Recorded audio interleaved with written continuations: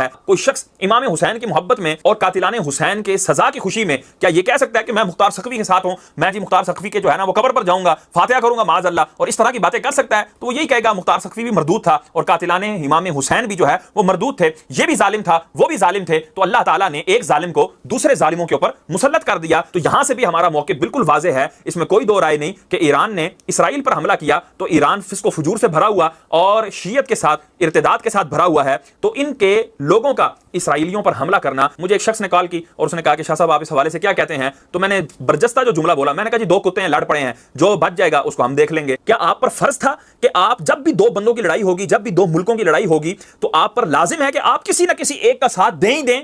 کیا آپ پر یہ قرآن نے لازم کیا، حدیث نے لازم کیا، اجماع صحابہ نے لازم کیا، اجماع امت نے لازم کیا؟ یہ کہاں سے فرض آپ نے سمجھ لیا؟ یہ کہاں کا واجب آپ نے سمجھ لیا؟ یہ کہاں سے آپ نے بات گھڑ لی کہ بھائی ایک کا ساتھ دینا ہی دینا ہے، لہٰذا اگر تم شیعوں کا ساتھ نہیں دے سکتے تو پھر آپ اس یہودی نتن یاہو کا ساتھ دے دو؟ تو بھائی کیا لازم ہے کسی ایک کا ساتھ دینا؟ قرآن تو کہہ رہا ہے کہ یہ ہم نے ایک ظالم کو دوسرے ظالم پر مسلط کر دیا ہے۔ اور فضیل بن عیاض کا میں نے کال پڑھ کے سنایا، وہ فرماتے ہیں کہ بالکل بیٹھ کر تماشا دیکھو کہ یہ کس طرح آپس میں ظالم لڑ رہے ہیں۔ اگر سب کچھ کنفرم ہو چکا ہے، لیکن اب ایسے ماحول میں ہمارے بھارت میں لوگ دو گٹوں میں بٹ چکے ہیں۔ کچھ لوگ تو یہ کہہ رہے ہیں کہ ہمیں ایران کا سمرتھن کرنا چاہیے، ایران کو سپورٹ کرنا چاہیے، اس کے لیے دعا کرنا چاہیے۔ وہی کچھ لوگ یہ کہہ رہے ہیں ہم کیوں دعا کریں گے؟ ارے ایران یہ تو شیعہ ملک ہے، آیت اللہ علی خمینی یہ تو بہت بڑے شیعہ تھے، شیعوں کے امام تھے، تو ہم ان کا ساتھ کیوں دیں گے؟ ان کو سپورٹ کیوں کریں گے؟ ان کا سمرتھن کیوں کریں گے؟ ان کے لیے دعا کیوں کریں گے؟ تو سب سے پہلے تو میں آپ کو 3 اہل سنت و جماعت کے بڑے بڑے علماء کرام کی ویڈیو دکھاتا ہوں، دیکھیے وہ اس بارے میں کیا کہہ رہے ہیں تاکہ آپ کو صحیح رہنمائی مل سکے۔ وہ کسی نے کہا کہ ہم ایران کا ساتھ نہیں دے سکتے، وہ تو شیعہ ہیں، تو میں نے کہا کہ چلو آپ نتن یاہو کا دے دو، وہ تو سنی ہے۔ ابھی 1-2 ماہ قبل آئرن ڈوم کی کہانیاں یہ دانشور ہمیں سنا رہے تھے، وہ کہتے تھے وہاں چڑیا بھی اندر نہیں جا سکتی، لیکن پھر دنیا نے میزائل جاتے دیکھے، کیسا خوف زدہ کیا ہوا تھا۔ نہیں ناقابل تسخیر ہے، اس کا مقابلہ نہیں ہو سکتا۔ وہ آسمان سے اترے کیوں ان کا مقابلہ نہیں ہو سکتا؟ خدا چاہے تو ممولے سے شہباز کو لڑا دے، وہ تو ابا بیلوں سے ہاتھی مروا دے گا۔ تو اللہ جل شانہ کمزور نہیں ہوا، اس کی خفیہ تدبیریں ابھی ختم نہیں ہوئیں اور کبھی ختم نہیں ہوں گی۔ میرے اللہ نے اس امت کے تنے نازک کے اندر زندگی کی لہریں پیدا کر دی، اگرچہ آج بھی مایوسی کے نعرے لگائے جا رہے ہیں۔ پیغمبروں نے جنگیں لڑی ہیں، اس کے نقصان پیغمبروں نے اٹھائے، اس سے کیا ہوتا ہے؟ کربلا کھنڈر نہیں بنا تھا، لیکن آج جھنڈے حسین کے جھول رہے ہیں، یزید کے تو نہیں جھول رہے۔ تو یہ کھنڈر اسرائیل بننے والا ہے۔ آل اسلام و یالو ولا یولا علیہ، اسلام سر بلند ہے، سر بلند رہے گا، اس لیے ہمیں پوری قوت کے ساتھ ایران کے ساتھ کھڑا ہونا ہوگا۔ یہ ایران کی لڑائی نہیں ہے، یہ امت کی لڑائی ہے۔ یہ ان 80,000 بچوں کا، بوڑھوں کا، جوانوں کا بدلہ لینے کے لیے کھڑی ہوئی ہے امت، جن کو پیس دیا گیا، ان کے اوپر نوحہ بھی نہیں پڑنے دیا گیا، جن کو بھوک اور پیاس سے تڑپا کے مارا گیا، آج ان بچوں کا بدلہ لیا جا رہا ہے۔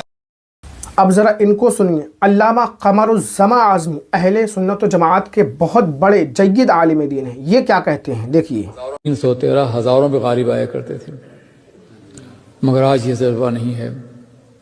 آج دشمن ہمارے بچوں کو، ہماری بچیوں کو، ہمارے بوڑھوں کو، ہمارے کمزوروں کو ہر روز بے دردی سے شہید کر رہا ہے، اور دولت مند کروڑوں کے مالک دشمنوں کا ساتھ دے رہے ہیں، انہیں تیل سپلائی کر رہے ہیں، اندر سے ان کی معاونت کر رہے ہیں۔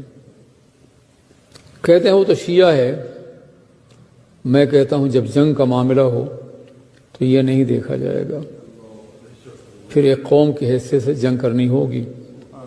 لیکن وہ غازہ میں مارے جا رہے ہیں، کیا وہ سب شیعہ ہیں؟ کیا وہ شہید ہو رہے ہیں؟ کیا وہ سب شیعہ ہیں؟ کیا دشمنوں نے یہ بات پھیلا کر کے وہ مسلمان جو کہ دین کو سمجھتے نہیں ہیں انہیں گمراہ کرنے کی کوشش کی ہے۔ اب بریلی شریف کے مولانا شہاب الدین رضوی صاحب یہ کیا کہتے ہیں، ان کو بھی ذرا سن لیجیے، پھر آگے بات کریں گے۔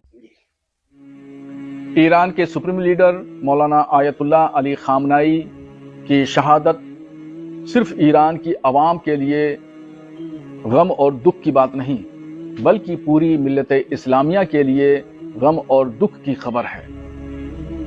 امریکہ اور اسرائیل سپریم لیڈر کے خلاف بہت سالوں سے پیچھے پڑے ہوئے تھے اور یہ چاہتے تھے کہ ان کو ختم کر دیا جائے، اور ان کو ختم ہی کر دیا گیا۔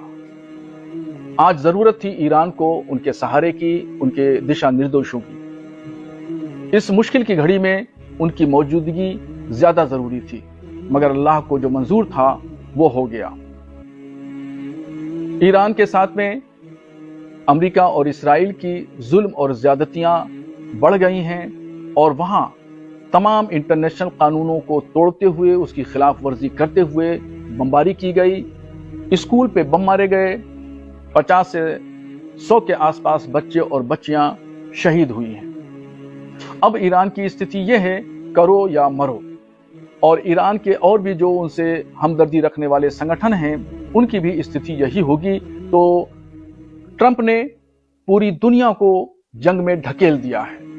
اب پوری دنیا کے جو ذمہ دار سربراہان مملکت ہیں ان کو چاہیے کہ جنگ کسی بھی صورت میں جتنی جلدی ممکن ہو اس کو روکا جائے۔ گھر کی معرفت کے لیے علم شرط ہوتا تو میرے مولا حسین علیہ السلام کی شہادت کے لیے اس وقت کے جو مفتیان تھے انہوں نے فتویٰ دیا تھا۔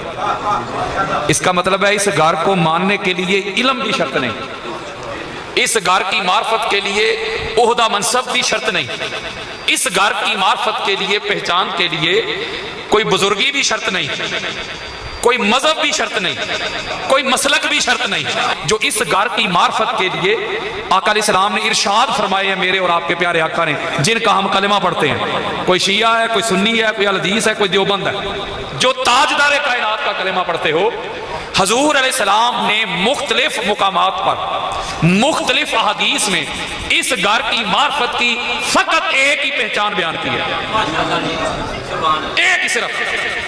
مختلف احادیث کو میں جمع کروں تو اس کا مفہوم میں آپ کی محبتوں کی نظر کرنا چاہتا ہوں۔ شیعہ سنی سے ہٹ کر بغیر کسی مسلک کا لیبل لگائے، بغیر کسی مسلک کی پہچان اپنے سر پہ سجائے، میں دنیا بھر میں دعوت دے رہا ہوں لوگوں کو، دعوت اللہ و الی الرسول، قرآن اور مصطفیٰ کے فرمان کی طرف لوگوں کو بلاتا ہوں۔ اس لیے ہم نے اس گھر کو مسلکی جنگ بنا دیا، ہم نے ان کو شیعہ اور سنی میں مقید کرنے کی ناکام کوشش کی ہے، یہ جسارت کی ہے۔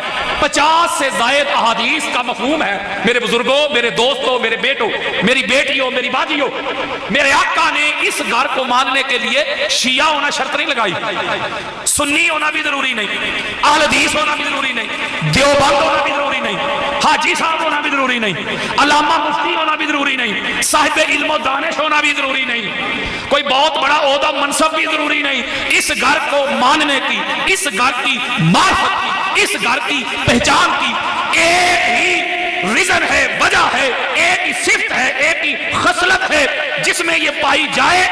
اس کا مذہب نہ تلاش کرو، اس کا مسلک نہ تلاش کرو، اس کا عہدہ نہ تلاش کرو۔ کیا میرے آقا نے فرمایا میری اہل بیت کو ماننے کی ایک ہی شرط ہے، جی آقا میرے آقا نے فرمایا ماں کا نیک ہونا ضروری ہے، باپ کا ایک ہونا ضروری ہے۔